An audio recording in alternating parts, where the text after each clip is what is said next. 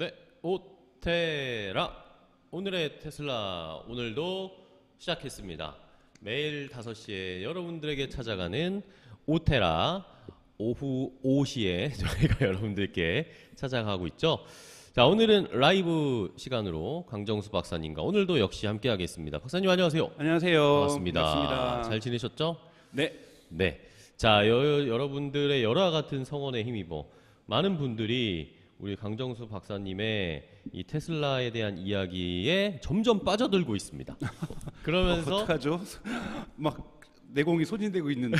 그러세요? 아, 벌써 바닥난 거예요? 아, 그렇진 않죠. 그렇지 않죠. 그렇지 그렇죠. 않죠. 예, 계속 좋은 이야기를 많은 분들이 기대를 하시면서 결국에는 저희가 구독자가 지금 1,800명까지 달성을 했습니다. 아, 대단합니다.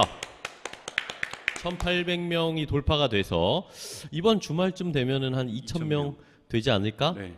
라는 기대를. 저희가 성심성의껏 내용 준비해서 계속 하다 보면 저는 10,000명, 20,000명, 10,000명 아우, 갈 거라고 그러게요. 보고 있습니다. 그렇습니다. 저희가 계속해서 그 목표를 가지고 여러분들에게 좋은 내용을 알려드리도록 하겠습니다. 저희는 테슬라에 대한 이야기를 매일매일 하는 유튜브 채널이고요.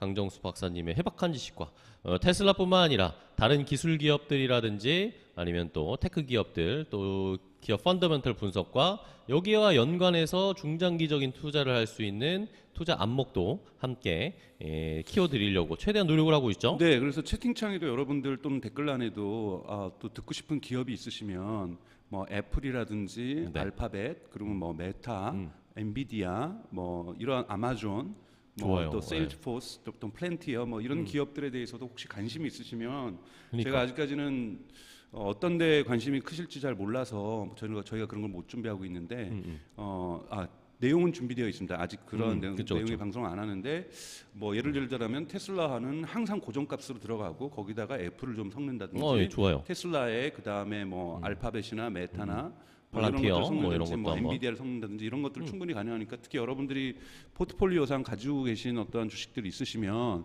이렇게 뭐 주식의 크기를 자랑하진 않으셔도 좋지만 나 테슬라하고 사실은 또 어디에도 투자했다라고 얘기를 하시면 그 기업들의 지금 현재 저는 여러분 말씀드렸지만 주식 전문가가 아니라 기업의 펀더멘탈을 분석하는 것에 전문성을 갖고 그쵸? 있기 때문에 애플의 펀더멘탈은 현재 상황이 어떻고 애플이 가지고 있는 리스크는 무엇이고 찬스는 뭔지 뭐 이런 부분들 계속해서 분석하고 다른 기업들도 마찬가지로 할 수 있으니까요. 좋아요. 댓글이나 어떤 채팅창에다가 남겨주시면 저희가 반영하도록 하겠습니다. 좋습니다.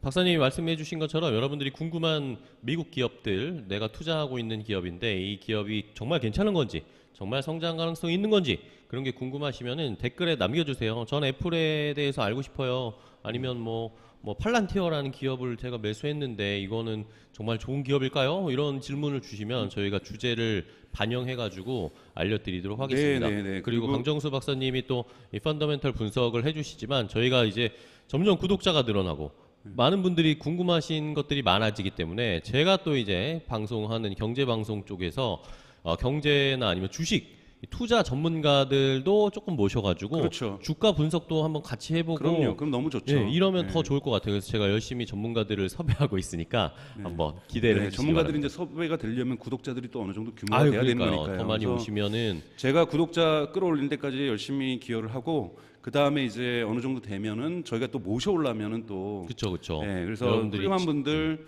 모셔와서 실제로 어떤 매수나 매도 시기라는 것에 대한 어떤 조언을 들을 수 있는 종목별 추천이라든지 어떠한 이런 부분들을 해주실 수 있는 분들하고 같이 이야기도 해보도록 하겠습니다. 좋습니다. 그렇게 주식 전문가 투자 뭐 차트 분석이나 기술적 분석도 해볼 수 있고 아니면은 뭐 아예 시장을 조금 더 넓게 봐서 거시적인 시장 상황도 분석해 주실 수 있는 그런 전문가분들을 제가 지금 섭외를 해 두고 있으니까 그런 기회도 한번 기대를 해주시기 바랍니다.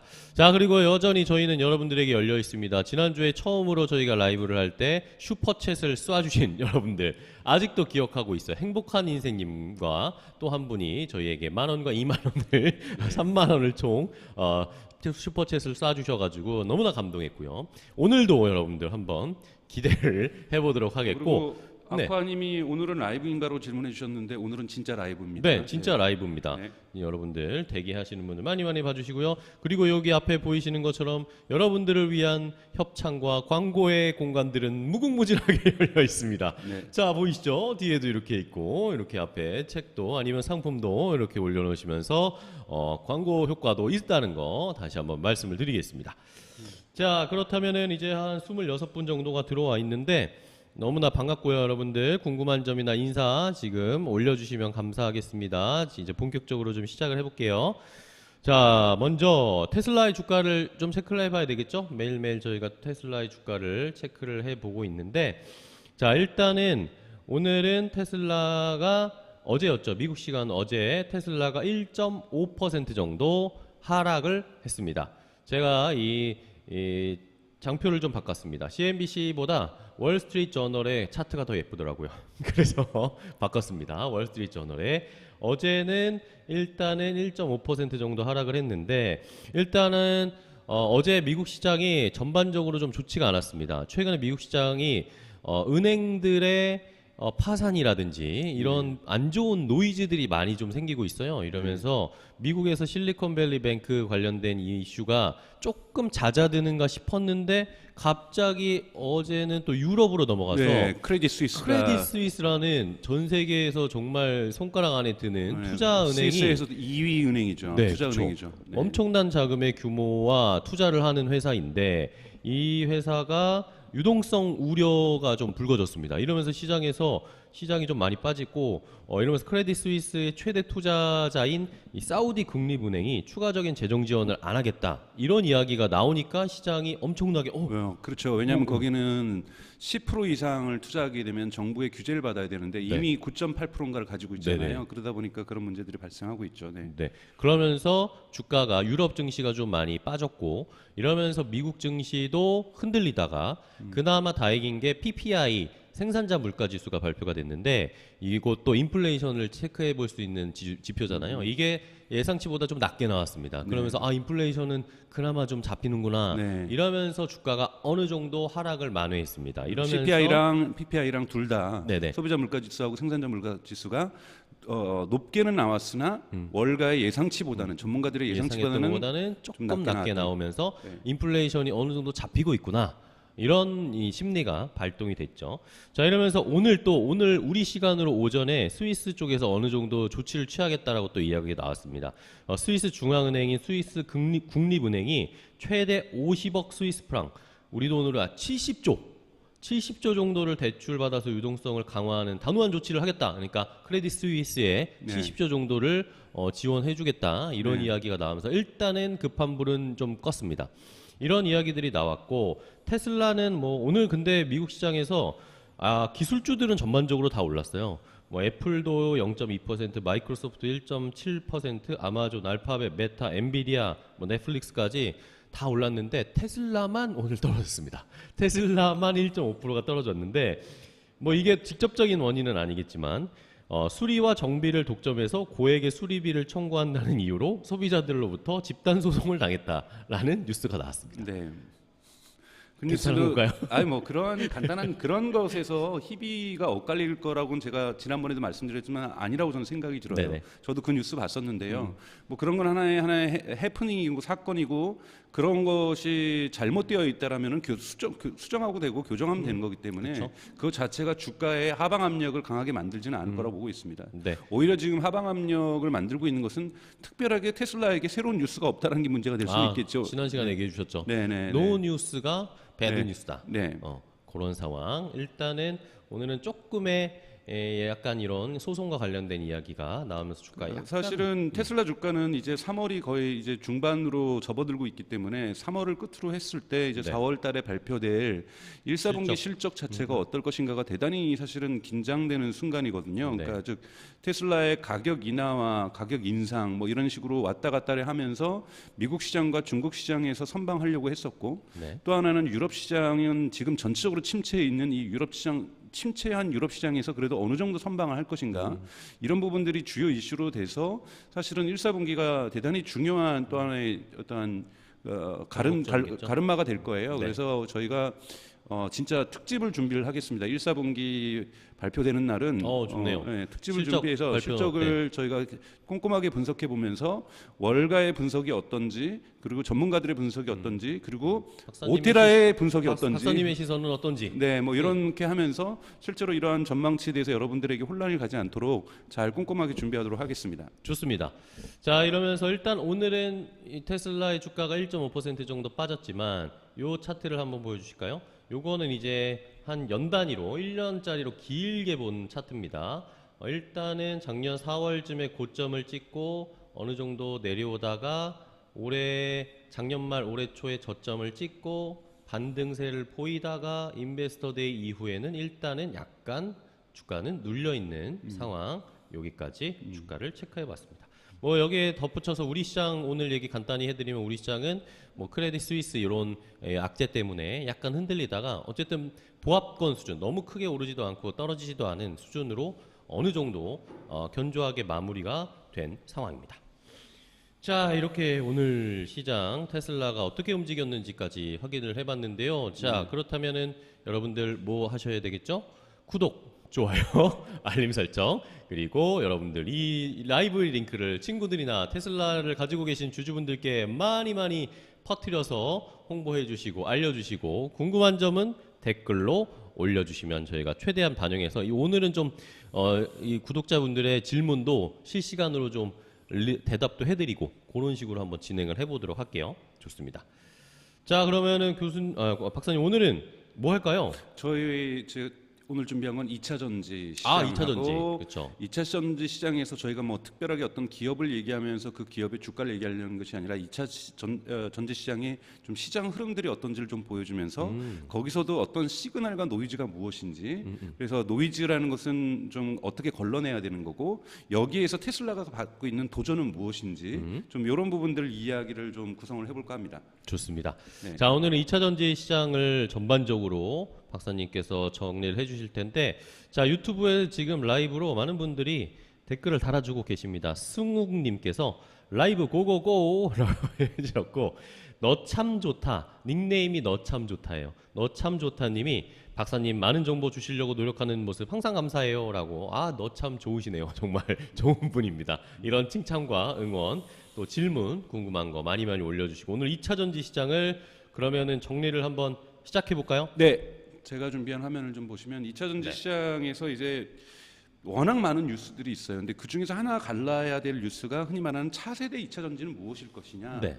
여기에 너무 많은 투자자들이 관심을 가지면서 뭐 전고체 배터리다, 또 무슨 배터리다, 배터리다 암기할 것도 되게 많아요. 네, MCN이다. 근데 뭐 전문적으로 2차 전지에 투자하시는 분들이 그렇게 가시는 거야 뭐 그분들의 선택이라고 저는 생각이 들고요. 테슬라를 바라보시는 분들에 있어서는 차세대 2차 전지에 대해서는 너무 그렇게 심각하게 바라볼 필요가 없다는 게 오늘의 핵심 저의 태제입니다. 그 이유를 좀 말씀을 좀 드릴게요. 뭐 이런 뉴스들이 계속해서 나와요. 이거는 뭐 올해 1월 달에 나왔던 건데 네. 배터리가 항상 이럴 때 나오는 영어가 뭐냐면 브렉스루예요. 배터리의 브렉스루, 뭐 획기적인 발견. 배터리 기술의 획기적인 발견, 뭐 1분 충전 만에 뭐 100마일을 가다, 뭐 2분 충전 만에 300마일을 가다, 비행기도 충전했더니 비행기도 가더라, 뭐 이러한 것들. 비행기요. 뭐 이거 예를 들면은 요즘 비행기 테스트 많이 하고 있는 것이 수소 전지를 통해서 비행기를 실험 비행했던 것은 이제 얼마 전에 성공을 했어요. 네.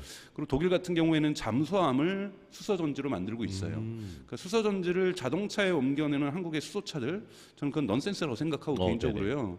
수소차가 왜 그거는 이제 일론 머스크도 한번 얘기했죠. 넌센스라고. 왜 넌센스냐면 사실은 수소차 자체가 문제가 아니라 수소차를 충전하는 충전소가 문제가 되거든요. 그쵸.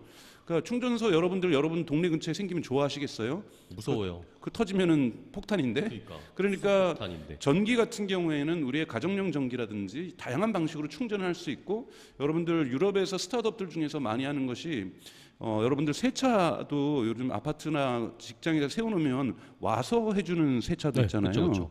그래서 전기차 같은 경우에도 충전소가 많이 부족하면은 차를 어디다가 출근하실 때 또는 집에 퇴근하셔서 세워놓으시면 와서 충전해주는 업체들도 많이 있습니다. 우와, 그래요? 세탁물도 가져가는데 여러분 그건 너무 상식적이지 않으세요? 런더리도 세탁물도 가져가는 시대에 그쵸. 가져가지고 갖다 주는 시대에 충전 그거는 과거 스타드업에 없었을 때도 했죠. 세탁하시면서 아저씨들 돌아다녔잖아요. 그쵸. 이제는 전기 하면서 돌아다니고 있어요. 그래서 그분들이 충전을 다 해주고 가세요. 그래서 충전의 문제가 그렇게 저는 중요하지 않다라고 저는 생각이 오. 들어요. 그렇기 때문에 배터리 문제도 사실은 배터리 한 번 충전할 때보다 얼마 가야 되느냐, 충전하는데 시간이 얼마 드느냐, 저는 그건 2차적인 문제다. 그런가요? 가장 중요한 것은 테슬라가 2030년까지 2천만 대를 만들려고 하는데 그 네. 2천만 대 들어가는 배터리는 뭐 어떻게 만들 것인가, 거기에 있는 리튬은 어떻게 확보할 것인가, 문제는 적정한 가격이에요. 적정한 그러니까 뭐 가격으로 그 숫자를 맞출 수 있느냐? 그렇죠. 왜냐하면 배터리 가격이 올라간다는 건 리튬 가격이 올라간다는 거고, 리튬 가격을 제어하지 못했을 경우에는 뭐 19,000달러짜리 뭐 예를 들자면 모델 2를 만든다든지 36,000짜리 모델 3를 만든다는 건 이건 꿈과 같은 얘기인 그렇죠. 거거든요. 그렇기 때문에 사실은 이거는 이제 흔히 말하는 밸류 체인에서 이 초기 부분, 그러니까 뭐 전체적으로 볼 때는 엔드 프로덕트라는 테슬라의 모델이 있다라면 모델 3가 있고 모델 뭐 S가 있다라고 한다면 가장 하단에 있는 리튬이라든지 코발트라든지 그다음에 이것의 두 번째 과정이 여러분 리파이너리 정제소죠. 네. 석유도 원유를 가지고 와서 정제를 하잖아요. 네네. 한국에 저기 여러 남쪽에 가지. 이런 정유소들이 되게 정제소들이 많죠. 네네.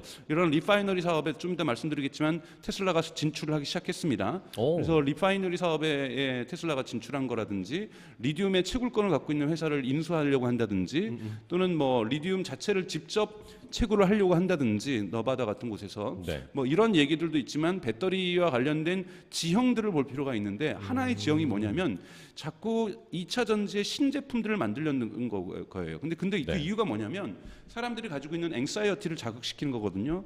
그러면 투자 심리가 나타나요. 왜? 자꾸 지금 문제가 있는 것은 레인지 앵사이어티예요. 그러니까 뭐냐면 한 번 충전해봤자 400km까지 못 간다. 한 번 충전해 400km 하면 사실은 충분하고 많이 가죠. 충분하거든요. 네. 왜?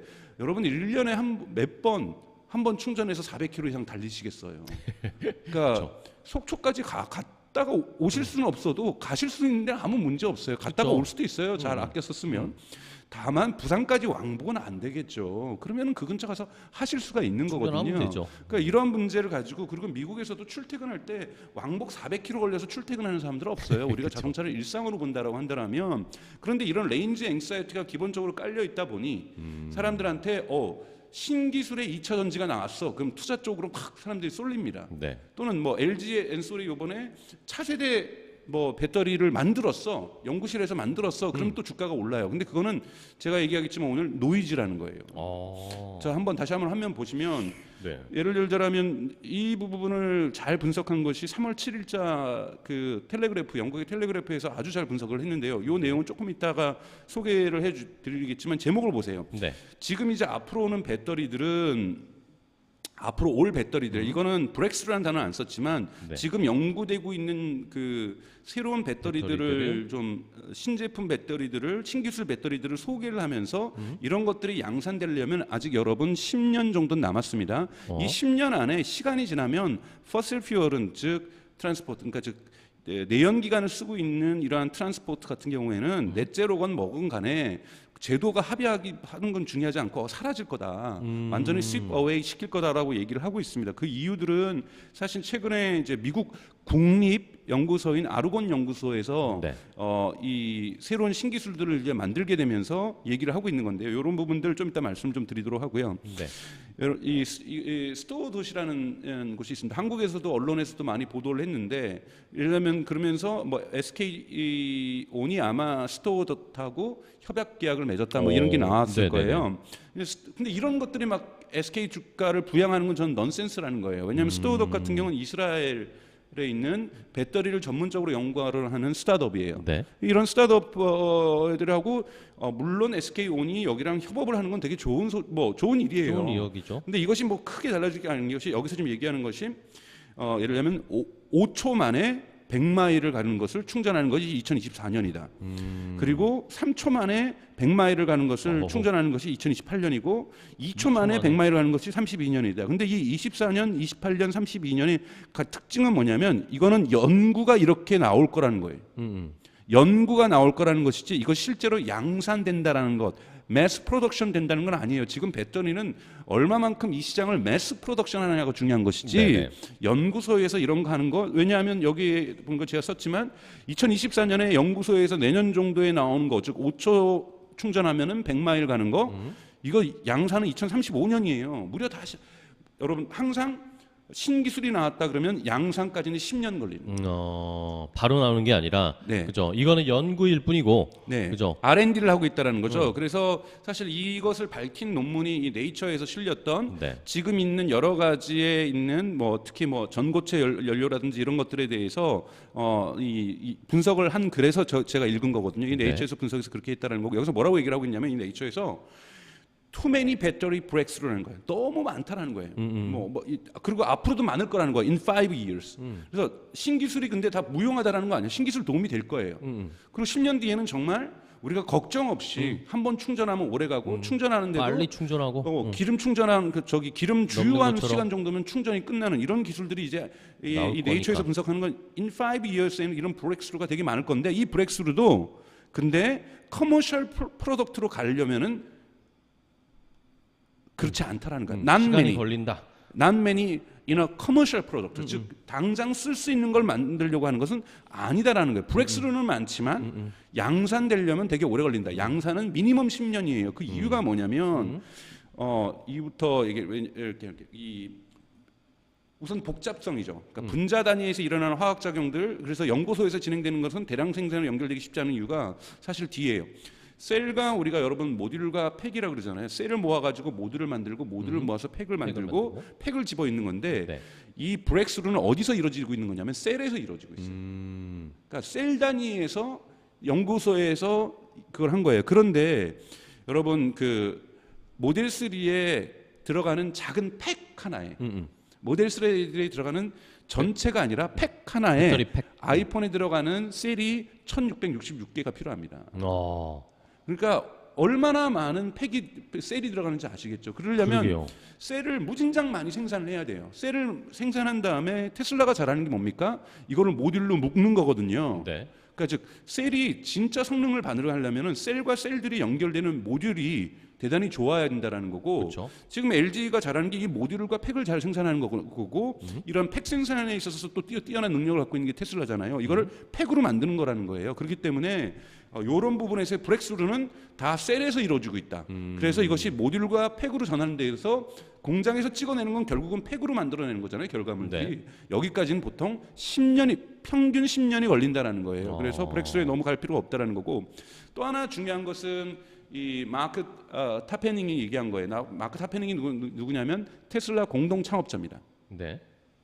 테슬라 공동 창업자 중 한 명인데, 이 마크가 얘기한 건 뭐냐면 전통 리튬 이온 배터리의 성능은 매년 평균 7에서 8%가 향상되고 있다는 거예요. 그러니까 지금 LG가 생산하던 CATL이 생산하던 삼성 SDI가 생산하던 또는 테슬라가 직접 파나소닉과 협력을 통해서 생산하던 테슬라가 직접 생산하든 간에 평균적으로 볼 때는 7, 8%의 전통적인 리튬 이온도 성장을 한다고 있다는 거죠. 그렇죠. 그러면 이게 10년이 지나면 10년이 지나면 이거 복리라고 생각하시면 돼요, 여러분. 그렇죠. 이자에 7, 8%가 성장하고 그 다음에는 이 성장한 거에서 또 7, 8%가 성장하고 네. 그러면 거의 100% 성장이 되는 거예요. 그렇죠. 그러니까 즉 차세대 배터리가 나왔을 때쯤 되면은 전통적인 리튬 이온 배터리도 그 정도 수준까지는 뭐 완전히 육박하지 못해도 거의 비슷한 수준으로 갈 거라는 거예요. 그래서 지금 차세대 배터리가 전혀 중요한 게 아니다. 물론 그런 연구는 돼야만 한다. 왜? 전통 리튬 이온 배터리가 7, 8% 성장하더라도 해결하지 못하는 부분들이 있거든요. 네.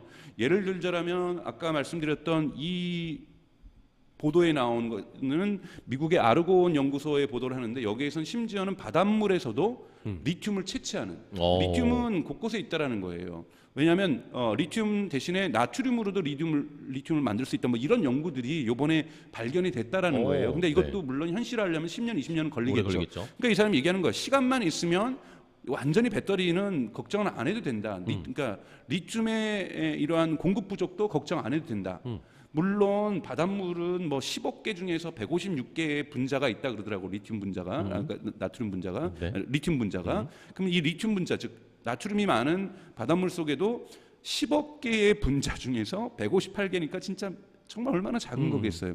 근데 이거 걸러내는데 지금 현재 아르곤에서 개발한 기술로는 그러니까 5달러, 1g을 뽑아내는데 네. 1kg를 뽑아내는데 5달러면 5달러. 5달러면 된다라는 네. 거예요. 근데 이게 상용화되려면 멀었지만 언젠가 우리의 지금 현재 전통적인 리듬 이오닉 기술이 벽에 부닥칠 때쯤 되면은 이런 것들이 양산 체계를 갖춰줄 거라는 거예요. 그러면서 리튬의 부족 현상이라든지 공급의 부족 현상들은 충분히 해결할 수 있다. 그렇다면 앞으로 10년 동안 네. 자 2030년 동안 테슬라가 2,000대를 만들기로 2,000만 대를 만들기로 했어요. 그것이 지금으로부터 지금 한 17년 정도 남은 거잖아요. 요 기간 동안 또는 테슬라가 저희가 주식 600달러 간다 또는 저 캐시우드는 1,800달러 간다. 이게 2026년이니까 앞으로 10년도 안 남으면 3, 4년이잖아요. 앞으로 3, 4년이 더 중요하다라는 거예요. 앞으로 3, 4년 동안 만약에 테슬라가 진짜 900만 대를 만들려고 한다라면 2026년 테슬라의 목표는 900만 대입니다, 여러분. 네. 이 900만 대를 만들려고 한다라면 어떠한 일들이 벌어져야 되는가? 테슬라는 거기에 대해서 레디 투 고 할 상태가 되어 있는가, 준비가 되어 있는가 또는 확인해봐야죠. 여러분들이 투자하는 다른 뭐 GM이라든지 포드라든지 현대기아차는 이런 준비가 되어 있는가, 네. 폭스바겐은 준비가 되어 있는가, 이 부분이 집중할 일이지. 차세대 전지가 나왔으니까 거기에 투자해야 된다. 우리나라 어떤 기업 중에서 차세대 전지, 2차 전지를 모델을 만들었다. 이것이 판도를 바꾸지는 않는다라는 거예요. 하지만 이 차세대 기술이 발명은 돼야 된다. 그쵸, 왜? 그쵸. 그거는 10년 뒤의 일이다. 근데 지금 10년 전보다 지금 당장이 중요하다. 이런 말씀을 제가 오늘 드리려는 게 핵심의 요지예요. 알겠습니다. 그러면은 말씀해 주신 것처럼 어쨌든 차세대 배터리나 차세대 전지를 만드는 연구 개발은 계속 이루어지는 것이고 그거는 어쨌든 그런 기술이 개발되면은 상용화되고 상품화되는 거는 10년 정도의 시간이 걸릴 미래의 일이고 네. 그런데 지금 어쨌든 우리는 테슬라를 타겟으로 보고 있으니까 테슬라가 앞으로 2026년까지 900만 대라는 생산을 할 수 있을 정도의 2차 전지를 수급할 수 있느냐, 만들 수 있느냐, 그게 제일 중요하다는 이게 제일 거고 중요하다는 여기에서 갖고 있는 대단히 테슬라가 해결할 수 없는 문제들이 있어. 오늘 공개하려고 하는 것은 뭐냐면은 미중 갈등이 심각해지면 테슬라가 심각한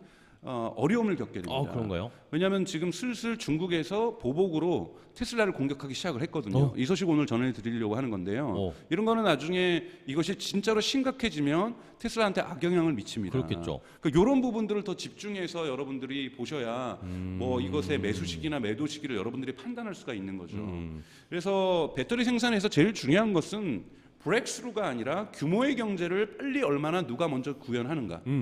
즉 빨리 공장 져가지고 다 지금 공장을 짓겠다는 계획을 발표하고 있지 당장 공장이 있는 게 아니거든요. 그쵸. 생산을 해내야 되는데. 그렇죠. 이러한 생산에 있어 규모의 경제를 얼마나 구현해내느냐가 중요한다는 거고 테슬라도 그러니까 물론 보조금 때문에 옮기긴 하지만 베를린 공장에다가 원래는 그 배터리 공장을 짓기로 했었는데 네. 그거를 미국의 그 IRA 때문에 인플레이션 리덕션 액트 때문에 너바다 텍사스 공장으로 옮기기로 했고 네. 또는 너바다에서 또 배터리 양산 체계를 또 구축을 하는 기가팩토리를 움직이로 하려고 하는 거잖아요. 그러니까 이런 부분들을 보시면서 과연 테슬라는 여기에 대한 준비가 되어 있는가 이런 걸 볼 필요가 있다는 거죠. 그래서 규모의 경제 구현이 중요하다는 거고 네. 규모의 경제를 보려면 현재 시장을 봐야 되는데 2022년 결산 자료들이 나왔습니다. 네. 그러니까 작년에 있어서 중국 매니팩처러들이 갖고 있는 생산자들이 갖고 있는 EV 배터리 전체 세계 시장 점유율이 60%예요. 그러니까 뭐 CATL이라든지 BYD라든지 또는 CALB라든지 이런 데가 갖고 있는 것이 전적으로 2021년에는 세계 시장 점유율이 48.2%였는데 2022년에는 이게 더 뛰어서 60.4%로 뛰었습니다. 이거 어마어마한 거예요. 그러게요. 사실은 이게 중국이 가지고 있는 힘인 거고 그 밑에 있는 빨간 줄로 제가 친 거 보시죠. LG 엔솔이라든지 SK 온이라든지 삼성 SDI가 전 세계 시장에서 2022년에 생산한 전체 마켓 쉐어가 얼마냐면 23.7%. 작진 않은 거예요. 작진 않은데 중국의 거의 절반도 안 되네요. 절반도 안 되죠. 네. 그러려면 테슬라는 여러분들 자체도 생산하지만 CATL 가장 큰 회사잖아요. 그렇죠. 가장 큰 고객이 누굴까요? 글쎄요. 중국 전기차들인가요? 아니요, 테슬라예요. 테슬라예요. 네. 테슬라가 여러분 중국에서도 많이 삽니다. 이거를 다 할 수는 없는 거거든요. 그렇기 때문에 CATL이 어떤 가격 정책을 테슬라에게 구가하는가도 대단히 중요한 정보라는 거예요. 그렇네요. 이것이 차세대 전기보다 더 중요합니다. 테슬라 주주분들께서는. 그래서 이러한 부분들을 보셔야 되고 제가 어떠한 정치적으로 여러분들한테 미중 갈등 중에서 중국이 옳다라는 얘기 말씀을 드리려는 건 아니에요. 근데 미중 갈등은 사실 좋지 않습니다. 그럼요. 네, 미중 갈등 자체가 정치적으로는 의미 있을 수는 있겠지만 경제적으로는 한국 사회도 엄청나게 연결되어 있고 미국도 엄청나게 연결되어 있고 그쵸. 가장 연결되어 있는 기업 중에 두 하나가 큰 나라가 테슬라하고 애플이거든요. 음. 그러니까 애플 같은 경우에 지금 뭐 베트남이나 인도로 공장 옮긴다고 하지만 여러분 애플이 중국에서 생산하는 전체 생산 비중이 90%가 넘어요. 90%가 넘는 기업이 어떻게 그 다음 날 철수해서 옮기겠어요. 그렇죠. 왜냐하면 옮기는 것도 시간이 걸리고. 한 공장만 옮기는 것이 아니거든요. 폭스콘만 옮기는 것이 중요한 것이 아니라 폭스콘에 납품하는 수많은 부품 업체가 있을 거 아니에요. 밴더들이, 하청이나 그런 업체들이 많을 텐데. 그게 중국에 분산되어 있는데 공장 하나만 엔드 프로덕트 만드는 아이폰 만드는 공장 하나만 덜렁 인도로 가면 또는 베트남으로 가면 나머지 그 부품 업체들이 그걸 다 그쪽으로 배송을 해줘야 될 거 아니에요. 비용이 더 들겠죠. 비용도 들 뿐더러 중국 시간도 정부가 그 중에 우리 일본하고 갈등일 때 우리 소부장 뭐 이 사건처럼 규제했죠. 요 몇 개는 수출 금지야. 이래버리면 끝나버리는 겁니다, 그쵸, 여러분. 그쵸. 그것이 애플이 가지고 있는 가장 큰 리스크거든요. 중국 리스크가 애플 주식을 투자할 때 쓰는 가장 큰 거고 테슬라에게 있어서도 가장 큰 리스크는 여러분 중국 리스크예요. 그러니까 그런 부분에서 보셔야 필요가 있다는 거죠. 왜? 객관적으로 인정해야 될 것은 중국의 배터리 기업이 시장 점유율 60.4% 갖고 있다는 거고 한국은 23.7% 갖고 있다는 거죠. 하나하나 개별적으로 보면 네. 2022년 보십시오. CATL이 갖고 있는 건 혼자서 한국 전체가 갖고 있는 것보다 많은 37%예요. 그렇네요. 혼자서 세계 시장 점유율이 37% 갖고 있어요. 제가 한국 거는 노란색으로 줄 쳤어요. 네. 엔솔 그 다음에 2위가 13.6. 엔솔이라는 건 뿌듯한 일이죠. 그렇죠. 근데 사실은 공동 2위거든요. BYD랑 네. 13.6%예요. 13.6%. 그러니까 더블 스코어가 차이가 난다는 거고 SK나 삼성은 아직은 작습니다. 5.4%하고 4.7%밖에 되지 않는다라는 네. 거죠. 일본의 파나소닉이 유일하게 이제 4위 안에 들어와 있고요. 나머지는 BYD부터 시작해서 7위, 8위 다 이거 다 중국 기업들인 거죠. 네. 이러한 그 객관적인 구도를 저희가 인정할 건 인정해야 된다라는 거죠. 그러면서 이것이 언제 뉴스냐면 2월 17일 뉴스예요. 이게 사실 테슬라한테는 안 좋은 뉴스거든요. 뭐냐면 세계에서 가장 큰 EV 배터리 메이커가 어디겠냐면 CATL이겠죠. CATL이 뭐 어떻게 얘기했냐면 중국 자동차 업체에게는 배터리 가격을 인하했는데 테슬라는 하지 않았다라는 거예요. 테슬라한테는 비싸게 팔고. 그러니까 정확하게 비싸게 얘기하면 팔라기보다는- 테슬라한테는 장기 계약을 맺었어요. 장기 계약을 맺어가지고 테슬라가 이것도 이제 잘하는 거죠. 테슬라가 CATL 같은 경우에는 장기 수급 계약을 맺어가지고 리튬 가격이 오르더라도 배터리 가격을 올리지 않는 안정적으로. 안정적인 공급처로서 CATL을 해놓은 거죠. 그러니까 네. CATL 중에서는 야 너네는 장기 계약했으니까 가격 안 깎아줄래. 근데 이제 테슬라 쪽에서는 야 너네 갑자기 중국 기업들만 가격 인하를 해주면 어떡해. BYD에만 가격 인하해주면 어떡해. 우리 중국에서 이미 BYD에게 1위 내줬는데 우리도 저가 자동차 만들려면 배터리 가격 내려줘야 되는데 너네도 우리도 깎아줘. 그런데 CATL이 꿈쩍도 안 하고 있는 거예요. 근데 이것을 이 일렉트릭 언론에서는 뭐라고 보도하냐면 이것이 바로 미중 갈등에 있어서 미국 정부의 조처에 대한 중국 정부의 첫 번째 보복이다. 첫 번째 보복이라고 보고 있어요. 근데 이거는 아직 미미하죠. 왜냐하면 테슬라가 그렇다고 해서 더 높은 가격을 지불해야 되는 것이 아니라 원래 계약했던 거대로 가져오기 때문에 그렇네요. 시장에서의 큰 네거티브 이펙트는 없지만 충분히 긍정적인 효과를 가져올 수 있었음에도 불구하고 이러한 일을 당했다. 그러니까 이러한 부분이 근데 만약에 강화돼서 예를 들자면 뭐 CATL이 미치지 않는 이상 가격을 올리지는 않을 거예요. 그런데 예를 들자면 만약에 배터리의 이 아까 말씀드렸던 중국이 가지고 있는 마켓 쉐어가 크다는 건 시장도 커지고 있는데 마켓 쉐어가 커진다는 게 중요한 거거든요. 그렇죠. 이 부분 제가 말씀드렸는데 얼마나 규모의 경제가 지금 커지고 있냐면 작년하고 재작년 배터리 시장이 엄청나게 차이가 나게 커졌단 말이에요. 네. 보시면 그로스 레이트를 보세요. 1번 CATL 92.5%. 92조. 그러니까 100% 거의 성장한 거예요. 2배 가까이 성장한 거죠. 그러니까 2배 가까이 성장을 했단 말이에요. 그러니까 이 2배 가까이 성장한 이 상황에서도 시장 점유율을 키웠다라는 거예요.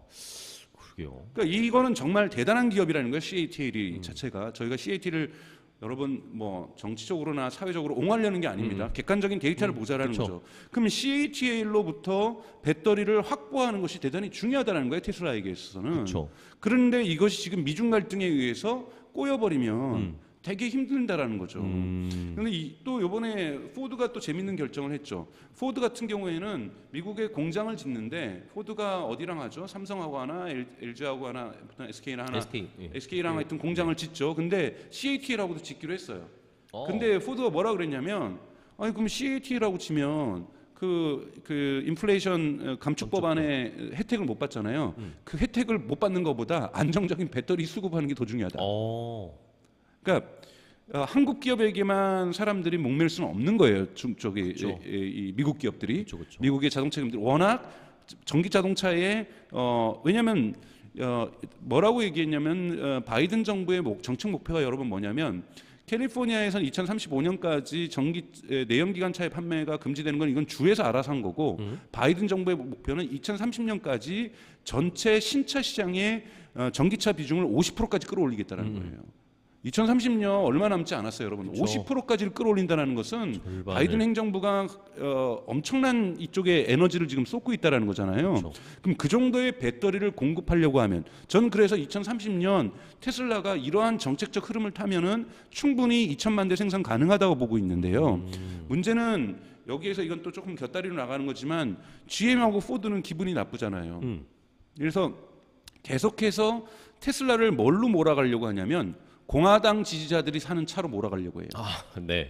그래서 설문조사도 많이 해요. 테슬라 소유한 사람들에게 당신의 지지 정당은 어디입니까? 왜 자동차 소유한 사람들한테 정치적 지지 색깔을 정당을 물어보죠? 물어보고 해요. 물어보래. 왜 그런 거 하겠습니까? 혹시 설문조사에서 공화당 지지자가 압도적으로 많이 나오면 이걸 나오면? 언론에다 풀어가지고 그럼 뭐냐면 민주당 지지자들이 이 테슬라를 못 사게 하려는 의도도 있지만 대단히 이 테슬라를 정치적으로 그러니까 소비를 정치화시키려고 하는 의도가 GM이나 포드는 가지고 있는 거예요. 어차피 지금 GM하고 포드는 민주당 정부를 등에 업은 거거든요. 그쵸. 그래서 여러분들 그러니까 테슬라가 극복해야 될 큰 과제 중에 하나가 이러한 정무적인 상황 속에서 민주당 중심으로 돌아가는 미국 자동차 여러분 GM, 포드 100년이 된 자동차 회사들이에요.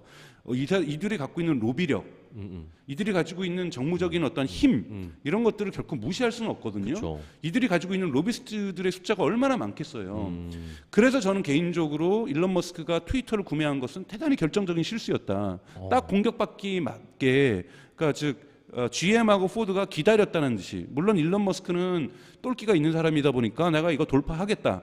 근데 이걸 돌파하려면 배터리에서도 안정적인 수급을 가져오는 것들이 되게 중요하다라는 말씀을 드리고 싶고 네. 앞으로 뉴스 볼 때는 여러분들 2차 전지의 브렉스루보다는 물론 한국에서 에코프로 BM 이런 회사처럼 양극재를 했구나. 만든다. 이거는 차세대 2차 전지하고 관계 없는 거예요. 그건 지금 전통 리튬 이온에 필요한 거잖아요. 양극재라는 것은 이쪽으로 갔다 저쪽으로 갈 때 전기가 발생하는 거니까. 그러니까 그 양극재를 만드는 건 필요하기 때문에 이 시장은 커질 거기 때문에 여기에 어느 정도 수요가 몰리는 거, 투자자들의 심리가 옹호적으로 바뀌는 거에 대해서는 저는 이해가 갑니다. 네. 근데 과연 그 주가가 타당한지는 별도의 문제입니다. 네. 문제입니다만 그래서 지금 현존하고 있는 전통 리튬 이온 시장을 계속해서 뉴스에 집중해서 보셔야 된다. 여기에서 미중 갈등이 투영되는지, 왜냐하면 CATL은 계속해서 지금 100% 성장했고 앞으로도 계속 성장하려고 하고 있기 때문에 이 CATL이 갖고 있는 정책에서 테슬라가 혹시 손해를 보지 않는지에 대해서는 지켜볼 필요가 있다는 말씀을 꼭 좀 드리고 싶습니다. 네. 자, 이렇게 오늘 일단은 말씀해 주신 것처럼 배터리 시장을 전반적으로 2차 전지 시장, 네. 배터리 시장에 대해서 좀 설명을 해 또 주셨는데 이제 또 네네. 있죠. 배터리 시장이 이제 우리가 테슬라가 2030년까지 네. 2천만 대를 만들려고 하고 이렇게 크려고 하면 지금 이 MIT 테크놀로지 리뷰에서 올해 2월 달에 나왔던 이 보고서에 따르면 이 네. 보고서에서 뭐라고 얘기를 하고 있냐면 바이든 행정부의 목표가 첫 번째 빨간 줄에게 half of new passenger car sales 그러니까 미국에서 2030년까지 그러니까 신차들의 50% 이상을 갖다가 전기차로 하려고 하는 것이 미국 정부의 목표라는 거예요. 네. 자, 이거 채우려면 글로벌 배터리 마켓이 어느 정도에 되냐면 지금 테슬라가 갖고 있는 기가팩토리 공장 규모의 90개가 이런 공장이 90개가 필요하다라는 거예요. 그러니까 미국 시장이 이 정도 커진다고 하고 그리고 점진적으로 중국 시장도 원래 지금 벌써 중국 시장은 마켓 쉐어가 전기차 시장이 20%입니다. 네네.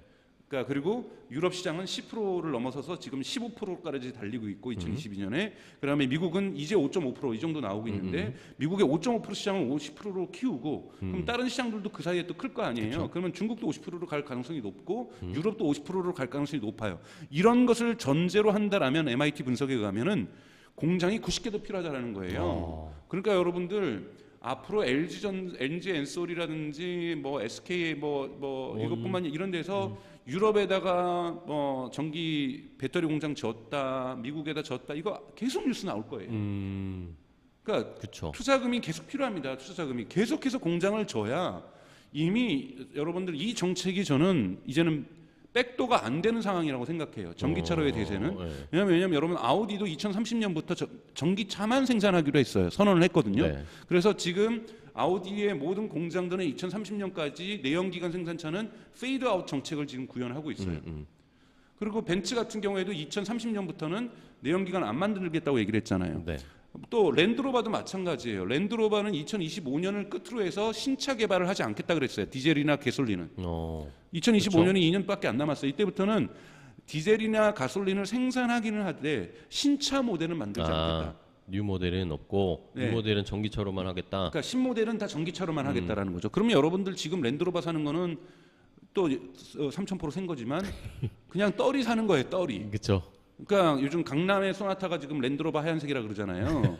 그런 거 지금 과거형을 타는 건 모르겠지만 새로 나도 그거 랜드로버 사실까 고민하시는 분들 테슬라 주식 투자해가지고 번 돈으로 절대 하면 안 되는 거예요. 네. 지금 아우디가 디젤 한국에 세일한다? 절대 사면 안 되는 차들인 거죠. 그러니까 그러한 계획들을 갖고 있다라면은 앞으로 기가 팩토리만한 그 크기의 이러한 공장이 90개가 더 필요하다. 있어야 된다. 이러한 부분들을 보셔야 된다라는 거고 하지만 그러면서 이 리튬 네네. 이온 배터리가 그러면서도 보는 건 뭐냐면 전고체 배터리가 아니라 전고체 배터리는 지금 혼다라든지 토요타라든지 이런 데서 이제 그거를 만들려고 하고 있죠. 어차피 네. 혼다하고 토요타 지금 뭐 전체 판매량이 1%도 안 되는 게 전기차예요. 거기는 이제 시작하는 업체니까 리튬 이온을 좀 이겨보려고 지금 뭐 배터리 정도 좀 바꾸고 있지만 여기서 하는 게 머저리티, 더 베스트 머저리티는 전통적인 리튬 이온 배터리가 될 거라는 거예요. 그것이 세 번째 빨간 줄에 표현하고 있는 거거든요. 이거는 MIT에서 분석한 보고서고요. 그래서 이러한 부분으로 보실 때 리튬 이온 배터리 전통적인 배터리 시장을 더 관심 갖게 지켜 보셔야 된다라는 겁니다. 네.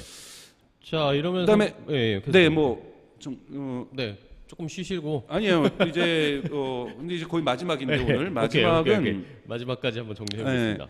마지막까지 본 다음에 한 번 더 정리를 오늘 걸 전자는데 여러분들이 관심 갖고 있는 이제 4680 배터리 4680 배터리 많은 분들이 댓글도 달아주시고 네. 궁금해하시더라고요. 그러니까 4680 배터리 셀은 이제 여러분들 아시는 것처럼 이 동그라미 여기가 이제 46cm라는 거고 그다음에 이 길이가 세로 길이가 80mm라는 거죠. 되게 커진 거예요. 커지면서 에너지도 5배 이상 들어가고 그 다음에 레인지도 이제 넓어지고 만약에 똑같은 여기에 리튬과 코발트가 들어갔을 때 훨씬 더 되는 거고 파워도 6배 정도 세지는 되게 이제 테슬라가 미래형으로 하는 거죠. 근데 아직 이제 4680 이미 생산은 조금씩은 하고 있어요.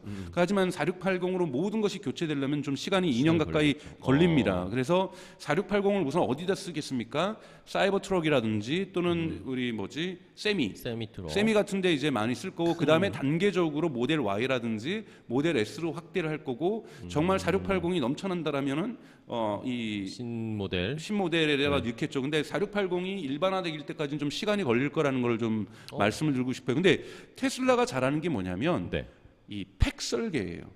그러니까 이런 건 팩이 아니라 셀이죠. 셀인데 이 셀과 똑같은 셀을 여서도 훨씬 더 퍼포먼스를 잘 내요. 모델 3에 들어가고 있는 그 전의 모델인 2로 시작하는 그 모델도 뭐 2배 정도 낮을 거예요. 2로 시작하는 모델 같은 경우에도 사람들이 이제 이 티어다운 다 뜯어봐가지고 해봤더니 폭스바겐에서 뭐라 그랬냐면 얘네들은 이 똑같은 것에 리튬을 8% 적게 쓰고 있다라는 거예요. 동일한 퍼포먼스를 내기 위해서 리튬을 8%만 적게 내도 뭘 잘하냐면 여러분 셀 자체는 어차피 파나소닉하고 같이 만든다든지 또는 CATL에서 갖고 오지만 근데 우리가 칩 설계랑 비슷한 거예요. 그러니까 CATL 같은 경우에는 테슬라에게 있어서 일종의 파운더리 역할을 해주는 겁니다.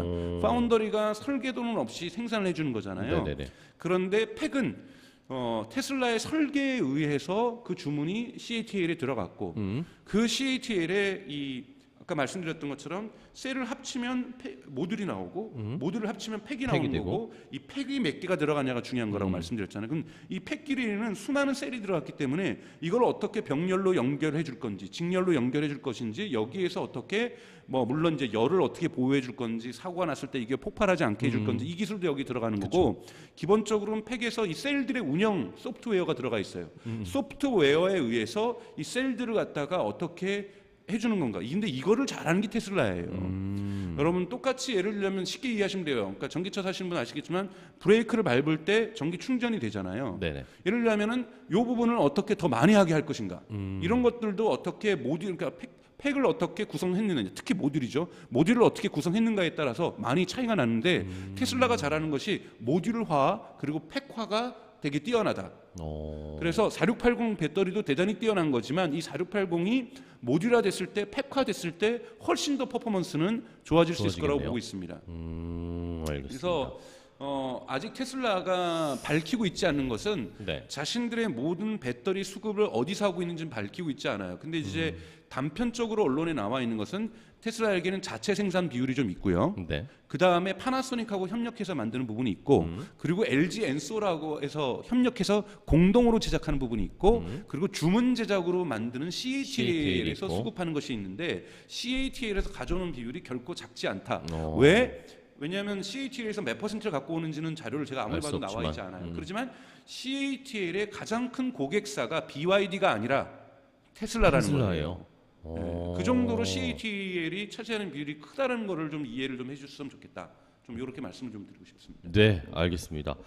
자, 이렇게 오늘 배터리 시장에 대한 전반적인 정리를 해주셨는데 아까도 말씀을 해주셨지만 새로운 차세대 배터리 기술이 나오는 것도 중요하고 그런 것들이 어떻게 개발되고 어떤 회사가 만드느냐 아주 중요하지만 우리는 어쨌든 테슬라에 집중해 있는 여러분들이 구독자 여러분들이기 때문에 테슬라가 그러면 자동차 생산량을 엄청나게 늘리기 위해서 거기에 들어가는 배터리들을 어떻게 잘 수급을 안정적으로 유지하고 거기에다가 넣을 수 있는 배터리를 확보하느냐 이것이 가장 중요하고 어쨌든 전반적인 전체적인 시장 자체는 커지고 있는 상황에서 그게 단기적으로 이제 자동차 전기차 시장 전기차를 만드는 회사들의 명암을 승패를 가르는 중요한 변수가 될 거다라는 것이죠. 네, 좋습니다. 자, 이렇게 오늘 많은 분들이 또 질문을 댓글을 달아주셨는데 여러분들 혹시 배터리와 관련된 거 궁금한 게 있으시면 댓글을 좀 달아주세요. 어려워가지고 댓글 안 다시는 것 같은데. 아이번님이 말씀하셨던 거 하나 읽어주시겠어요? 네. 이게 배터리 아저씨라는 유명한 유튜버신가 보죠? 네네. 이분이 저도 정확히는 잘 모르겠는데 삐삐 경고음이 나.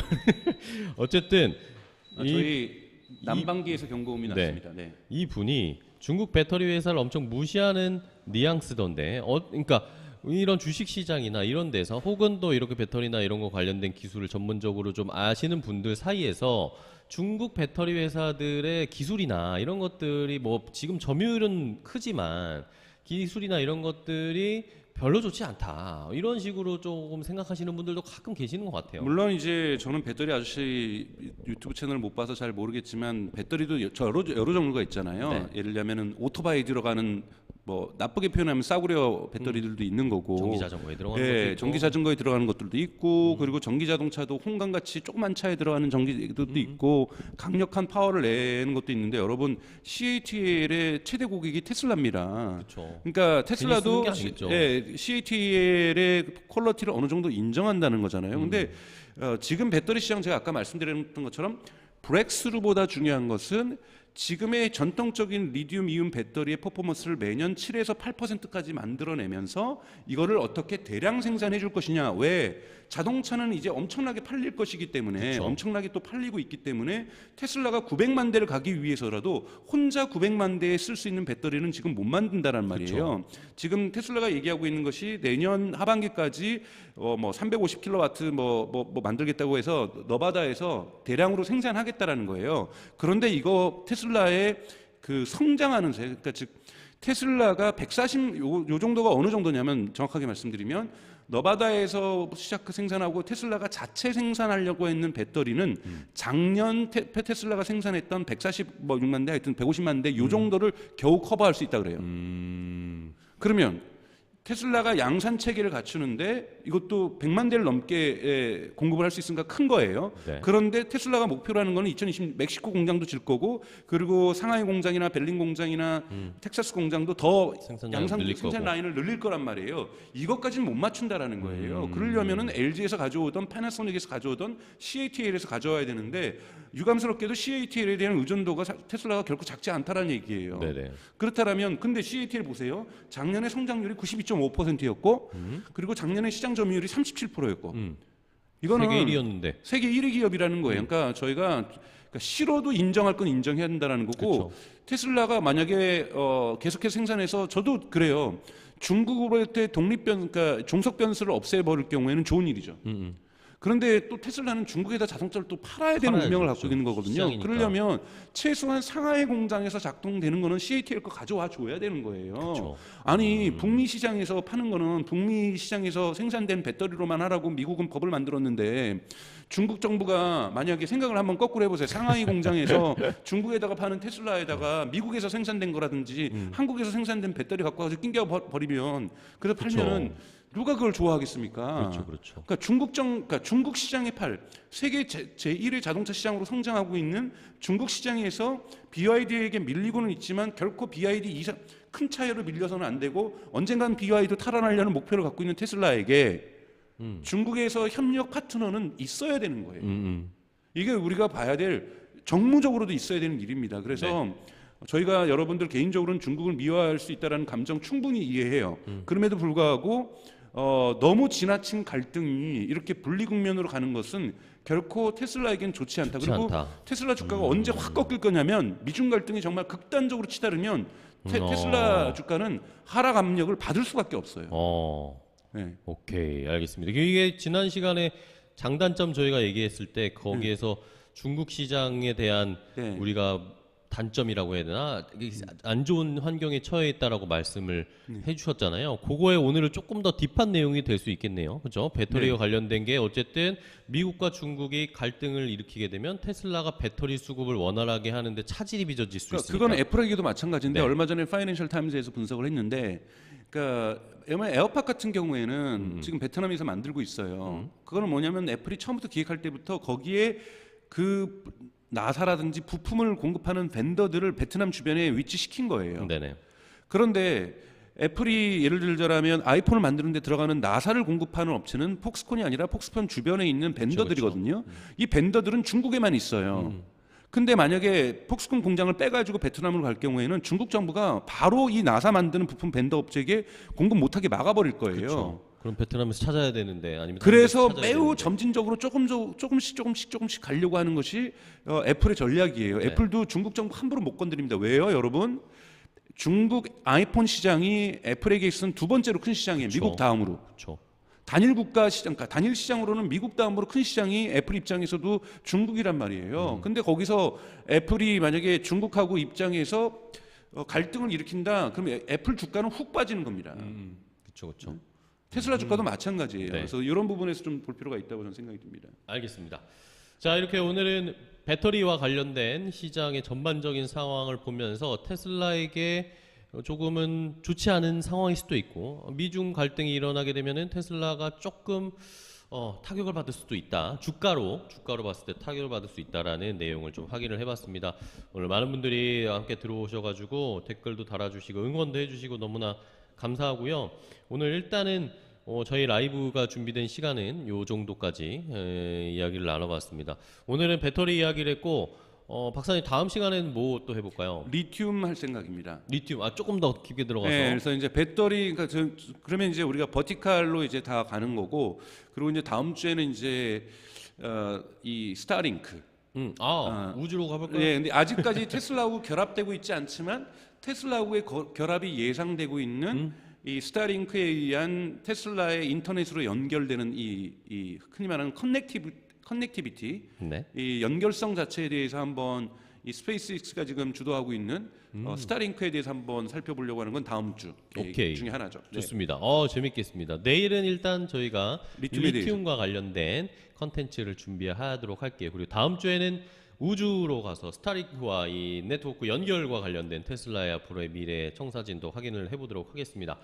자, 오늘 오테라 여러분들 함께 해주셔서 너무 감사하고요. 뭐 하셔야 되겠죠? 이 강정수 박사님이 열심히 설명해 주셨으니까 구독, 좋아요, 알림 설정 해주시고 댓글과 응원 댓글, 궁금한 점, 질문들 많이 올려주시면 저희가 내용 반영해서 다음 시간에 또 준비하도록 하겠습니다. 박사님 오늘 고생 많으셨고요.